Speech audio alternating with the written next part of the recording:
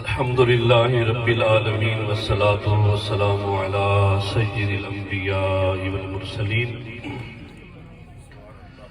أما بعد فأعوذ بالله من الشيطان الرجيم بسم الله الرحمن الرحيم قال النبي صلى الله تعالى عليه وآله وسلم من بنى لله مسجدا بنى الله له بيت في الجنة صدق اللہ مولانا العظیم وصدق رسولہ النبی الکریم الامین ونحن علی ذالک من الشاہدین والشاکرین والحمد للہ رب العالمین۔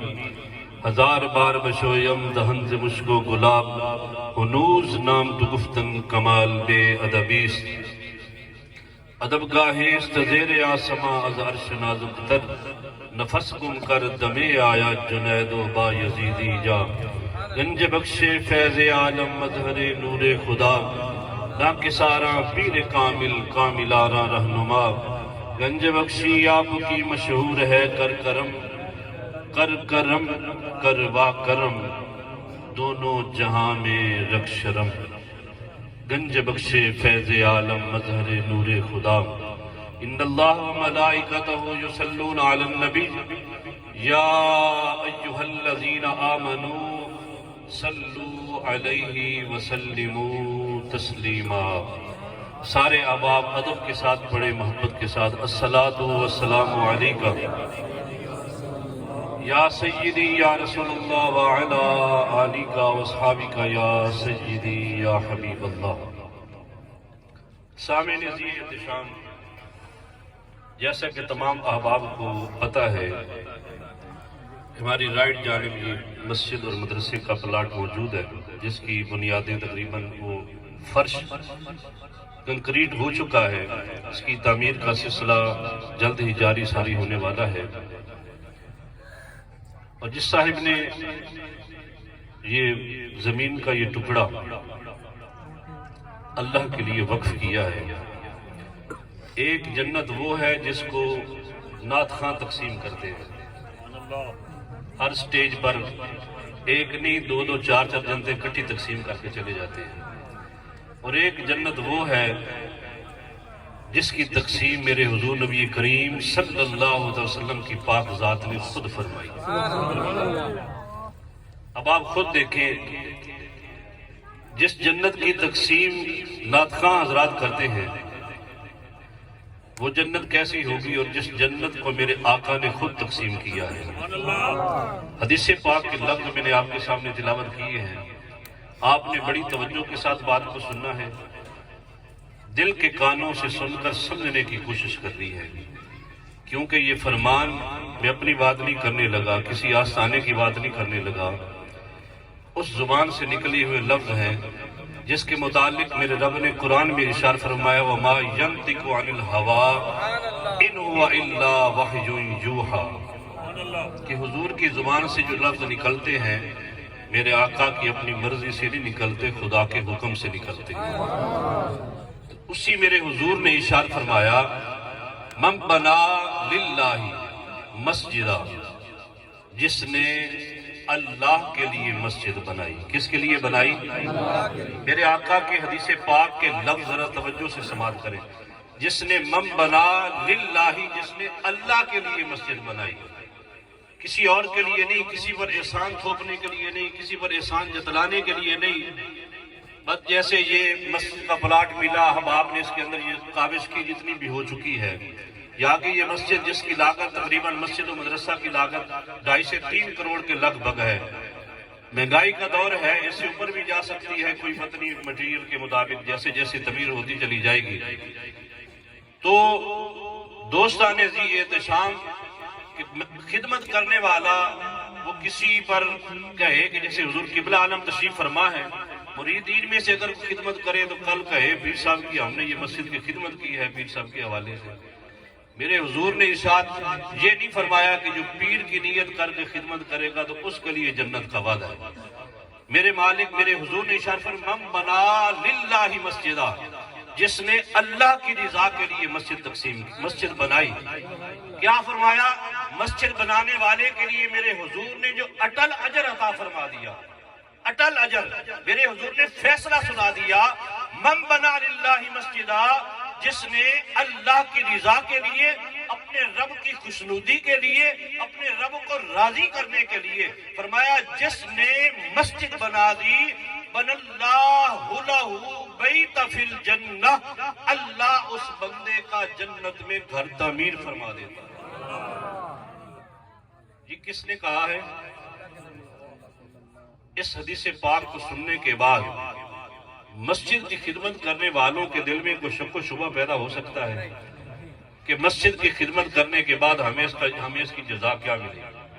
دوسری حدیث پاک سنیں، میرے حضور نے ارشاد فرمایا کہ جس نے اتنی مسجد بنا دی جس میں ایک چڑیا کا بچہ سما سکے، مثال دی ہے میرے حضور نے، اتنی مسجد بنا دی جس میں چڑیا کا بچہ سما سکے، جس نے اتنی بھی مسجد بنا دی ہے اللہ اس کا بھی جنت میں گھر بنا دے گا۔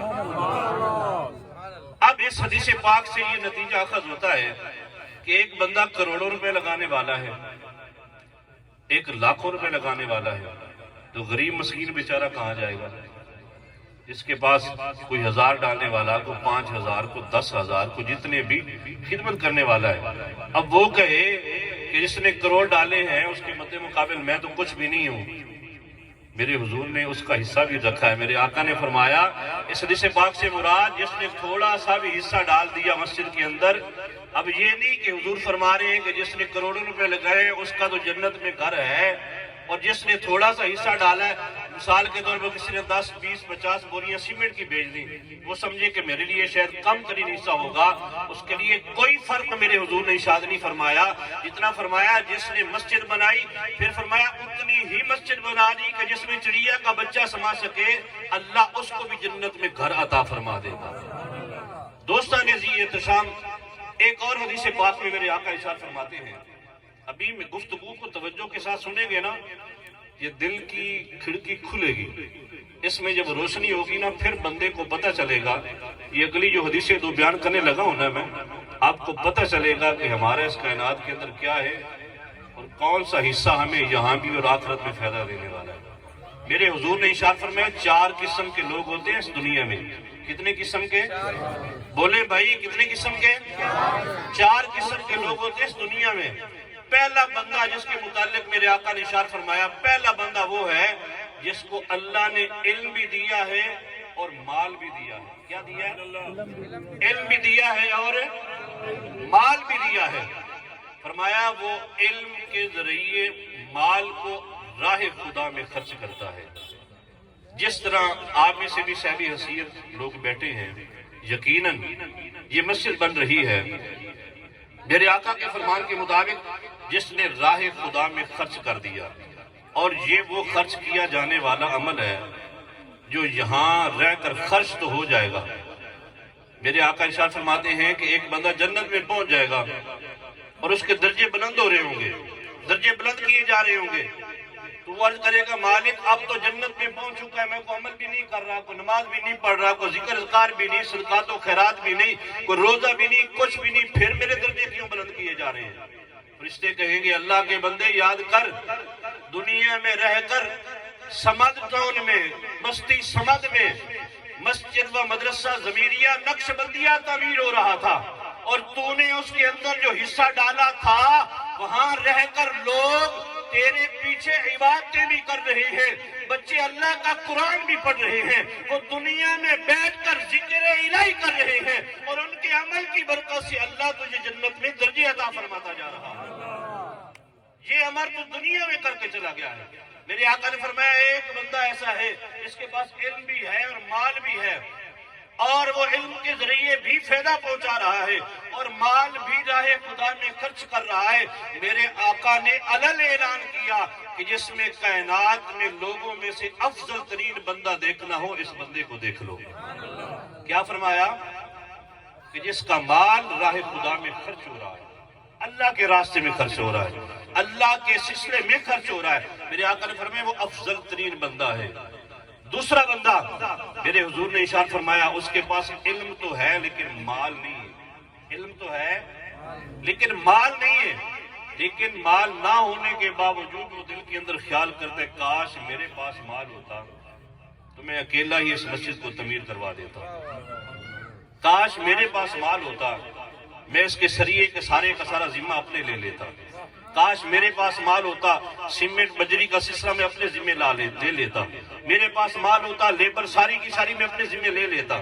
اب ہے کچھ نہیں پاس، میرے حضور فرما رہے ہیں صرف ارادہ، انما الاعمال بالنیات، ارادہ ہے، پختہ ارادہ اور نیک ارادہ، ریاکاری والا عمل نہیں ہے، پکا ارادہ۔ ان اللہ علیم بذات الصدور، اللہ دلوں کے خیالوں سے واقف ہے، وہ ارادہ اخلاص کے ساتھ کر رہا ہے یا ریاکاری کے ساتھ کر رہا ہے۔ فرمایا جس نے اخلاص کے ساتھ ارادہ باندھ لیا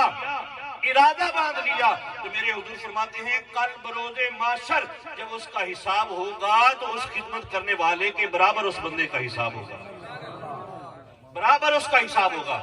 تیسرا بندہ میرے آقا ارشاد فرماتے ہیں نہ اس کے پاس مال ہے، اس کے پاس مال بھی ہے اور علم بھی ہے، دونوں چیزیں ہیں، لیکن فرمایا نہ وہ علم سے فائدہ دے رہا ہے نہ مال راہ خدا میں خرچ کر رہا ہے،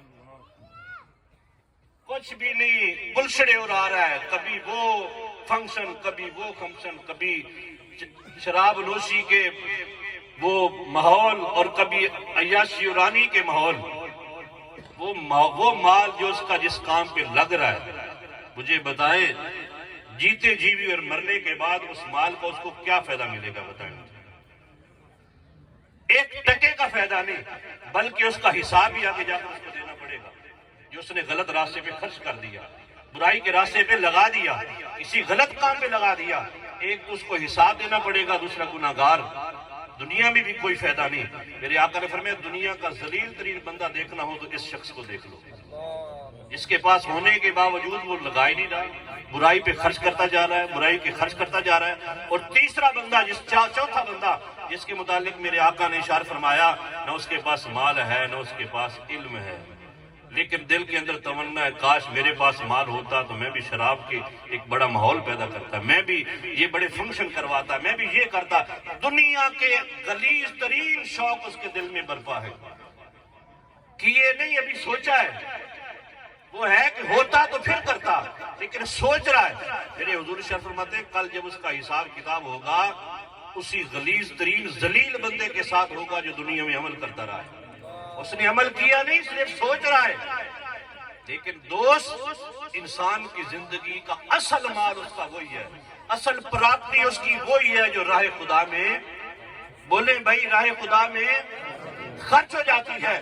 جو کچھ اس کے پاس باقی رہ چکا، جہاں تک آل اللہ فرماتے ہیں، علماء فرماتے ہیں، جو اس نے بچا کر رکھا، جو اس نے اپنا جمع کر کے رکھا، جو ہی سانسوں کی مالا ٹوٹی، حتیٰ کہ اس کی جیب کے اندر اگر بھی کوئی منی ہے تو وہ بھی اس کو نکال دیا جائے گا، اس نے کپڑے اگر 10,000 کا سوٹ پہنے اس کو بھی کاٹ دیا جائے گا۔ تیرے کسی کام آنے والے یہ سلسلے نہیں، اے دوست ابھی فکر کر، تیرا مال وہی ہے جو راہ خدا میں لگنے والا ہے۔ کبھی فکر کرنا، چند لمحے کے لیے بیٹھ کے اگر بندہ سوچے یہ مسجد تعمیر ہو رہی ہے، مدرسہ تعمیر ہو رہا ہے، آج لوگ برکت لینے کے لیے سال کے بعد کسی مدرسے سے 10 بچے بلاتے ہیں اور بیٹھ کے پڑھائی کروا لیتے ہیں، ہم نے بڑا سلسلہ سر انجام دے لیا ہے۔ یا گھر میں بیٹھے ہوئے روزانہ کے معمول، مہینے کے بعد ہفتے کے بعد قرآن کھولا، کوئی ایک سورت پڑھی، قرآن کو بند کر کے رکھ دیا، یہ اس کا عمل تھا۔ لیکن یہ ادارہ تعمیر ہو رہا ہے، یہ مسجد تعمیر ہو رہی ہے، ایک نہیں سینکڑوں لوگ نوافل پڑھیں گے، کوئی قرآن بزرگ پڑھ رہا ہے، کوئی بچہ قرآن پڑھ رہا ہے، نعت پڑھی جا رہی ہے، عبادت ہو رہی ہے، نوافل پڑھے جا رہے ہیں، ہر ایک کا سجدہ جتنے بھی لوگ کر رہے ہیں، جس نے اس کے اندر حصہ ملایا ہوگا، دنیا میں رہتے ہوئے بھی، دنیا سے جانے کے بعد بھی، اس بندے کو اس کا اجر پہنچتا رہے گا۔ آپ کہیں گے مولوی صاحب یہ کیسے ہے، کیسے ممکن ہے؟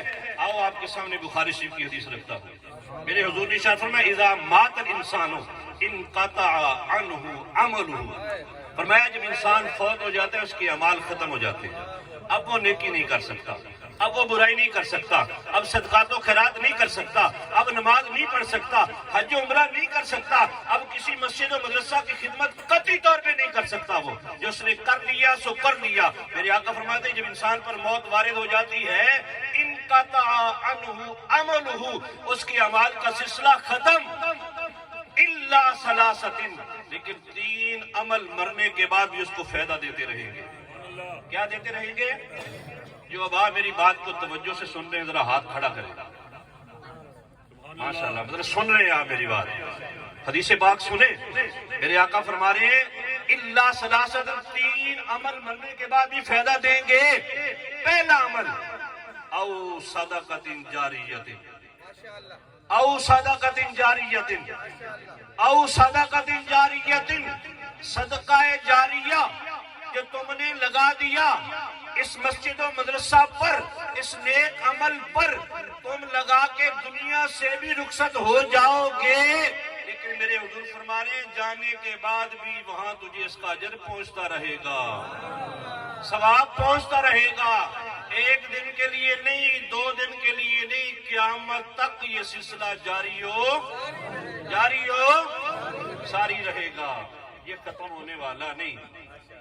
بندے نے مارکیٹ بنائی ہے، 10 دکانیں ہیں، پلازے ہیں، پلاٹ ہیں، 10 گھر ہیں، بنا لیے، اب اس کے متعلق کوئی بھی قرآن یا حدیث میں ایسی دلیل نہیں ملتی کہ اس نے اتنی پراپرٹی بنائی ہے اس کے جانے کے بعد اس کو اس کا اجر ملتا رہے گا۔ فرمایا نہ، بس ختم سلسلہ، تیرے سانس ختم ہوئے، تیرا معاملہ ختم، تو تب تک تھا جب تک دنیا میں تھا، جانے کے بعد تیرا تعلق ان سے ختم، اب نہ کوئی مارکیٹ فائدہ دے گی، نہ کوئی سلسلہ فائدہ دے گا، نہ کوئی پلازہ فائدہ دے گا، ہاں تجھے فائدہ وہ دے گا جو تم نے خدا کے راستے میں لگا دیا، او صدقۃ جاریۃ۔ اگلی بات میرے حضور نے ارشاد فرمائی، میرے آقا نے فرمایا او علم ينتفع به، علم نافع، ایک حافظ بنے گا مدرسے میں، کئی حفاظ تیار ہوں گے، ایک قاری بنے گا، کئی حفاظ قاری تیار ہوں گے، وہ 10 اگر مثال کے طور پر 100 حافظ تیار ہوتا ہے، 100 کے 100 نہیں پڑھائیں گے، 100 میں سے 10 تو پڑھائیں گے نا کم سے کم، اور 10 جگہ پر اگر حافظ بڑھا کے پڑھاتے ہیں، وہ آگے کئی حفاظ اور تیار کریں گے، کئی علماء تیار ہوں گے، کئی قاری قرآن تیار ہوں گے۔ فرمایا یہ چین نور کی پھیلتی پھیلتی پھیلتی پوری عالم اسلام میں پھیل جائے گا، اور کسی ایک جگہ سے نہیں، کبھی مانگا منڈی سے ثواب آ رہا ہے، کبھی لاہور سے آ رہا ہے، کبھی کراچی سے آ رہا ہے، کبھی اسلام آباد سے آ رہا ہے، کبھی گجرانوالے سے آ رہا ہے، کبھی اکاڑے سے آ رہا ہے، جہاں جہاں وہ نوجوان بیٹھ کر اللہ کا قرآن پڑھاتے رہیں گے، اس سلسلے میں جس بندے نے مدد کی ہوگی، اللہ وہ دنیا میں بھی پھر دے، اللہ پھر بھی اس کو اجر عطا فرماتا رہے گا۔ بات سمجھ آئیے کہ نہیں آئی؟ میں بڑے کھلے انداز میں سادہ لفظوں میں حدیث پاک کا مفہوم بیان کر رہا ہوں آپ کے سامنے۔ تیسری بات میرے حضور نے ارشاد فرمائی، او ولد صالح، نیک اولاد۔ کیا سنائی؟ نیک اولاد۔ نیک اولاد سے مقصد یہ نہیں کہ فقط نمازی ہے تو بڑا ہے، او ولد صالح یدعو لہ، نمازی وہ جو باپ کے لیے دعا بھی کرتا ہو، صرف اپنے لیے نمازیں نہیں پڑھتا۔ دوستان ذی احتشام، اس سلسلے کو سمجھنے کی کوشش کریں۔ ابھی وقت قبولیت کا کوئی ایک لمحہ ہوتا ہے، اور ہماری آنکھوں کے سامنے قبلہ عالم درواز شریف سالکہ آباد شریف کا روشن چراغ موجود ہے، جہاں سے ہزاروں لاکھوں کرنیں پھوٹ رہی ہیں۔ تو دوستان ذی احتشام، قبولیت کی کوئی گھڑی ہوتی ہے، اس حضور کے فرمان کا نور لیتے ہوئے، اپنے قلب و روح میں جگہ بناتے ہوئے۔ ابھی میرے پاس کاپی بھی موجود ہے، میں نے قبلہ عالم سے اجازت نہیں لی ہے، نہیں میں صحیح بتا رہا ہوں، لیکن بغیر اجازت کے میں اعلان کرنے لگا ہوں، بغیر اجازت کے، اور اس میں سب سے پہلے پہل بھی میں کروں گا۔ میری صرف 15,000 سیلری ہے، میں حقیقت بتا رہا ہوں، صرف 15,000 روپے میری تنخواہ ہے۔ حدیث پاک بیان کر کے میں آخری بات کی طرف آؤں گا۔ آخری بات ذرا توجہ سے سنیں، میرے حضور شاہ فرماتے ہیں 3 دوست ہیں تمہارے اس کائنات میں۔ کتنے ہیں؟ کتنے ہیں؟ 3 دوست۔ ایک دوست وہ ہے تمہارا جو تیرے مرنے تک تیرے ساتھ وفا کرتا ہے، دوسرا دوست تمہارا وہ ہے جو قبر تک تمہارے ساتھ وفا کرتا ہے، قبر تک، قبر میں نہیں، اور تیسرا دوست میرے آقا نے ارشاد فرمایا وہ ہے جو قبر کے اندر بھی وفا کرتا ہے، قبر کے اندر بھی وفا کرتا ہے۔ پہلا دوست کون سا ہے؟ پہلا دوست وہ ہے جس کو ہم سب سے بہترین اور قریبی اور جگری دوست سمجھتے ہیں۔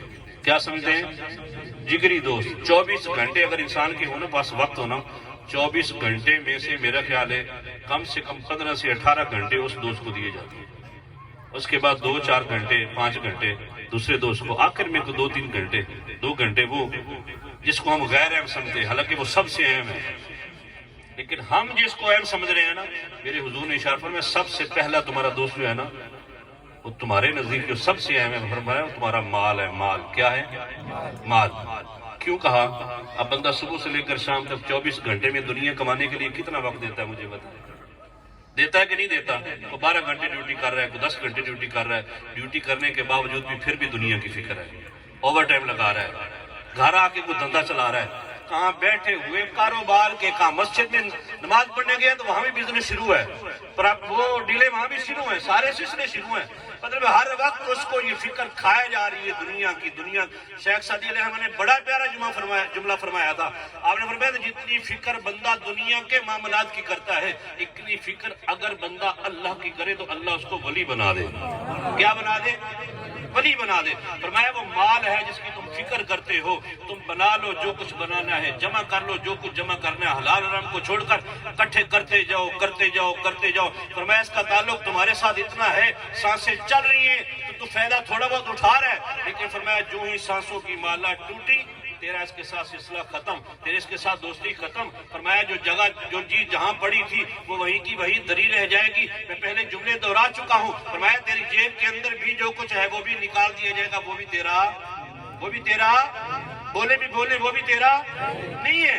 اور دوسری بات میرے آقا ارشاد فرماتے ہیں دوسرا تمہارا دوست ہے تمہارے بیوی بچے، رشتہ دار، اعزا و اقارب، دوست احباب، جس کو تم ٹائم دیتے ہو، جس کے لیے وقت نکالتے ہو، سارا کچھ کرتے رہتے ہو۔ فرمایا یہ بھی تمہارے مرنے کے بعد قبر تک جائیں گے تمہارے ساتھ، قبر تک بس یہ تعلق ہے ان کا۔ بیوی بچے جتنے مرضی محبت کرنے والے ہوں، باپ کے ساتھ بچے کبھی بھی قبر میں نہیں جا سکتے۔ ابا تیری باری ہے، یہ تو ہی جانا ہے، بس میں نہیں جا سکتا۔ دوست جتنے مرضی جگری ہوں، آپ نے جانا ہے، میں آپ کے ساتھ نہیں جا سکتا کیونکہ نمبر آپ کا لگا ہے۔ فرمایا یہ تمہارے وہ دوست ہیں جن کو تم بڑا اہم سمجھتے ہو، جن کے لیے تم حلال حرام کی تمیز چھوڑ دیتے ہو، برے اعمال کاموں میں لگے رہتے ہو، رات کو گلچھڑے اڑاتے ہو، برے کام کرتے ہو، پر ان کے ساتھ مل کر یہ بھی تمہارے ساتھ ختم، قبر تک جائیں گے، چھوڑ کر واپس آ جائیں گے۔ فرمایا تیسرا دوست جس کو تم اہمیت ہی نہیں دیتے، جس کے لیے تمہارے پاس وقت ہی نہیں ہے، تم وقت نکالتے بھی نہیں ہو، اس کو سمجھتے بھی کچھ نہیں ہو، اس کے ساتھ بھی میرا کوئی تعلق ہے، میرے حضور نے اشارہ فرمایا وہ ہے تمہارا عمل۔ کیا ہے؟ اور عمل کے لیے ہمارے پاس وقت نہیں ہے۔ دنیا کے لیے وقت ہے، دنیا کمانے کے لیے وقت ہے، عمل کے لیے وقت نہیں ہے۔ فرمایا یہ عمل جو ہم نے کر کے جانا ہے، قبر میں جائیں گے پھر بھی اس کا اجر پہنچتا رہے گا۔